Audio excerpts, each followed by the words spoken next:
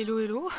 Ça fait fort longtemps que je ne suis pas venue sur YouTube et j'avais très envie de faire du coup cette petite vidéo. Pour faire simple, on va pas tergiverser, c'est dans le titre de la vidéo. Je vais faire un retour par rapport à Boken Geek, par rapport au concours cosplay, par rapport à tout en fait du coup. Enfin plus précisément le concours cosplay puisque vous allez voir la vidéo elle est séparée en plusieurs parties. Je suis désolée d'ailleurs de ma voix, je suis malade. Bref.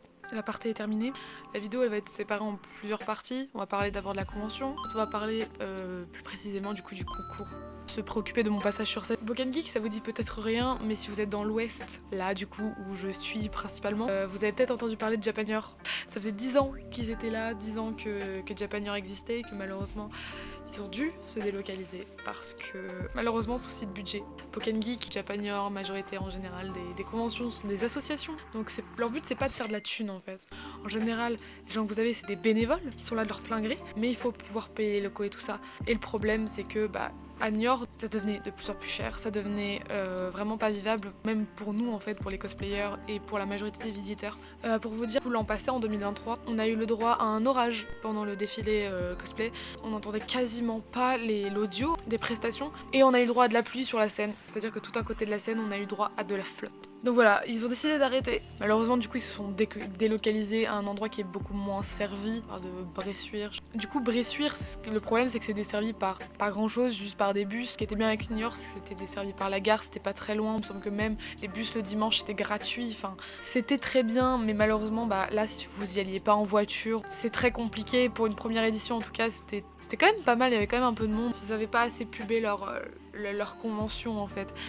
Donc ça fait que la majorité des gens n'étaient pas au courant que Boken Geek existait. Et ça s'est ressenti dans la convention. Et je trouve même que la convention était, pour une fois je vais dire ça, la convention était trop grande en fait. Elle était trop grande par rapport à la pub qu'ils en avaient fait. Résultat, que ce soit au côté exposant ou même au côté de nous, ok, on se marchait pas dessus, ça c'est très bien, on adore. Le gros problème de cette convention, c'est que comme il n'y avait pas eu de pub et tout ça, les artisans, les gens qui étaient là en tant qu'exposants ne voyaient personne. Ceux qui étaient en tout cas au fond du dernier hall ne recevaient quasiment personne. Peut-être aussi, moi c'est ce que j'ai remarqué en tout cas, c'est que le plan, on a du mal à s'y repérer. Rien que le fait est de mettre, quand vous mettez vos plans à un endroit, de mettre à l'endroit où on se situe. Parce que du coup, je passais bien des fois 5 minutes devant le plan à me dire je suis où en fait.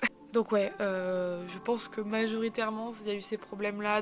Du coup, tout qui était trop grand par rapport à la quantité de personnes en fait. Parce que sinon, au regard, pas parfait. On n'a rien à leur en redire. Tous les problèmes qu'on pensait qu'il y aurait, genre en termes de tenue, il y a eu des gens qui avaient peur du coup de se faire recaler à l'entrée ou des choses comme ça. Il n'y a rien eu de tout ça, d'accord. Personne ne s'est fait recaler à l'entrée, donc ceux qui avaient peur de venir, venez. C'est très bien, c'est très cool, c'est très chill. On va parler du coup maintenant un peu plus du concours. Pour ceux qui ne savent pas trop ce que c'est l'aspect concours, au tout début du coup vous devez vous inscrire, donner toutes vos infos, puisque là tout va bien. Je pense que je ferai peut-être une vidéo plus complète sur les concours en général. Là on va vraiment s'attarder sur celui de Boken Geek. On fait une préinscription et ensuite on s'inscrit le jour J. Ce qui est bien c'est que quand tu entres dans la convention, tu sais tout de suite où aller. Et les personnes qui s'occupent du concours étaient même dehors. Je tiens à préciser un petit truc, l'orga qui était présent dehors, c'était certes l'orga du concours, mais c'est l'orga de la convention en général. Voilà, je venais à le préciser.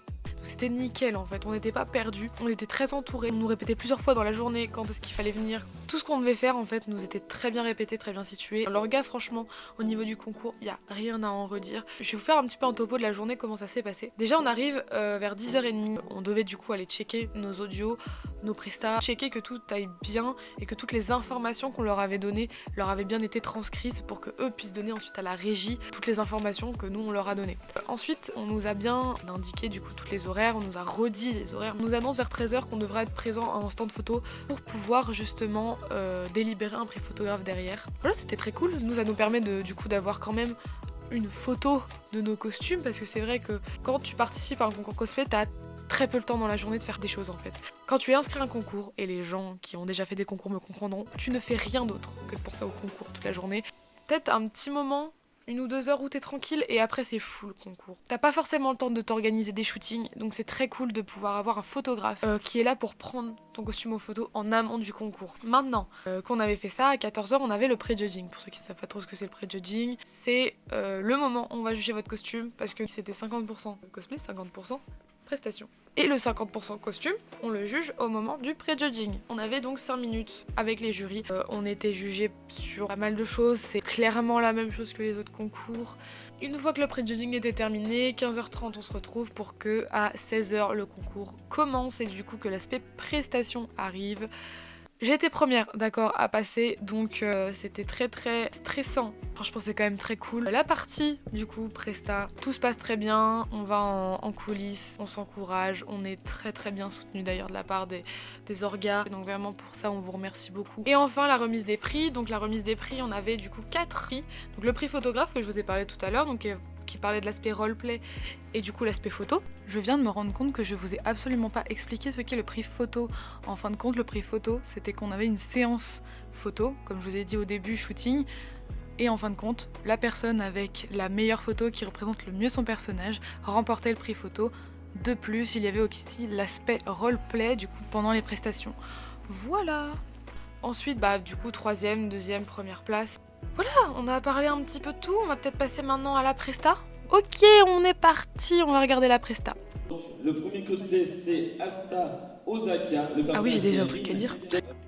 J'ai déjà un truc à dire. Je sais pas s'il a fini de parler. Faut savoir qu'il a mâché mon pseudo comme un truc. Alors en fait, je m'appelle Asta Osaka. Je n'ai pas précisé comment. C'est vrai que je ne l'ai pas redit, donc c'est un peu de ma faute. Et il a dit Asta Osaka. Je précise, hein, j'ai participé en Rin Kagamine. Le personnage, c'est Rin Kagamine de l'univers Projet Sekai. Je vous demande de faire un max. Je suis désolée, ça a hurlé en même temps probablement.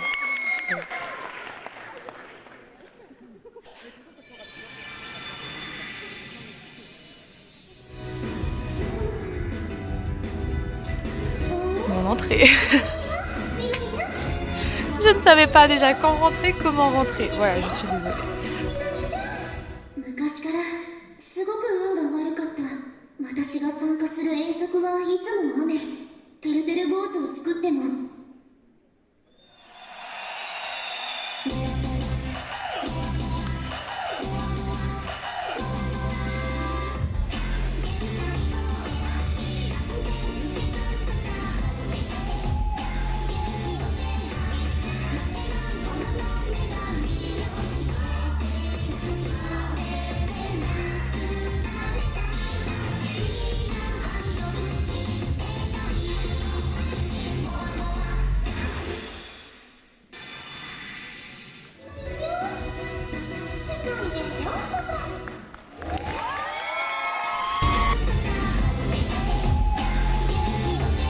Vous l'avez vu ou pas? Je vous remets la séquence.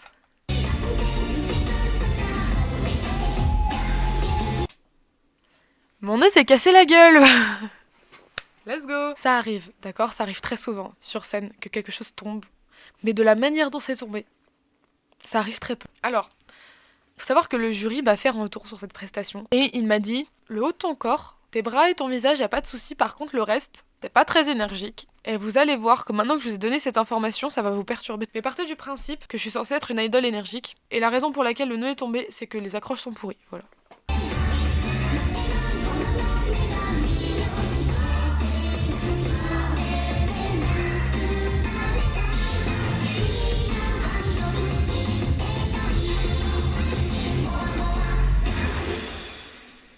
Alors juste comme ça, oui, j'ai oublié la fin de la danse.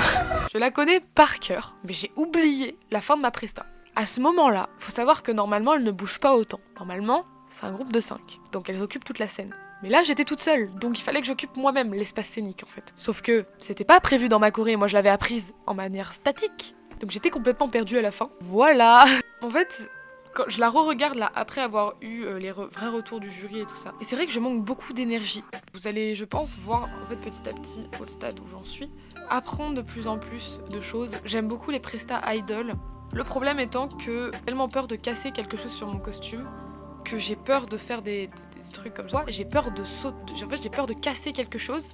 Et notamment que le nœud tombe parce qu'il n'avait pas arrêté de petit à petit se décrocher dans la journée. Et c'est ça qu'il faut que je travaille. Je ferai probablement d'autres commentaires, notamment sur mon cosplay de Klee, mais je vous remercie d'avoir regardé cette vidéo jusqu'au bout déjà. J'aimerais savoir du coup ce que vous en pensez. N'hésitez pas à me le dire en commentaire. Voilà. Sur ce, prenez soin de vous en ces temps compliqués.